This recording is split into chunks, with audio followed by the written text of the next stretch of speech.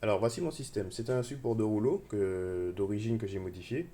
Alors moi je préfère les supports de rouleau d'origine parce que je trouve qu'ils voilà, hein, c'est super bien fait.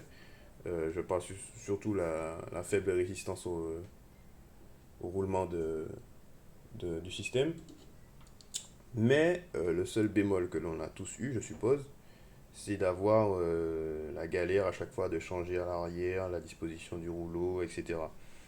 Quand on a des rouleaux plus larges, des bobines plus larges, on est obligé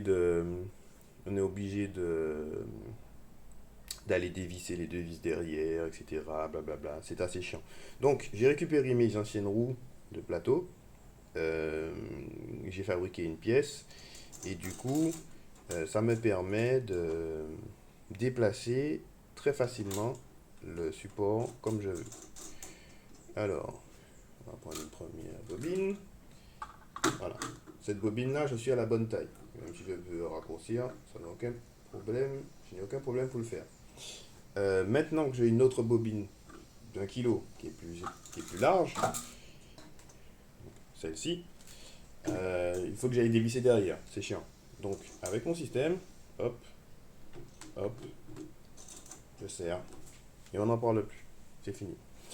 Donc, ça améliore. Pour moi, c'est une bonne amélioration du système d'origine, dans le sens où on conserve l'idée d'origine d'artillerie, d'avoir des roulements pour supporter le rouleau, sans avoir toute la galère derrière d'aller se battre avec deux vis. Donc un peu plus près, on a la pièce comme ça. Donc bon, ça j'ai fait une pièce plus petite. Enfin j'ai fait une deuxième pièce, mais j'ai gardé celle-là. Donc on a la pièce principale comme ceci. Euh, j'ai récupéré un insert dans le profilé à l'arrière en 5 mm. Donc j'ai ma vis de 5 mm qui vient serrer l'ensemble pour éviter avec les vibrations que ça se déplace et que la bobine tombe. À l'arrière, moi j'ai conservé ma courroie de Z. Donc ce que j'ai fait, c'est que j'ai inversé les engrenages de la courroie de Z et je les ai descendus de façon à ce qu'ils ne touchent pas les roues à l'arrière. Et tout de suite derrière, on voit l'autre modification, c'est la fixation au niveau de la moitié mobile du support de bobine, qui lui, j'ai dû tarauder les trous d'origine.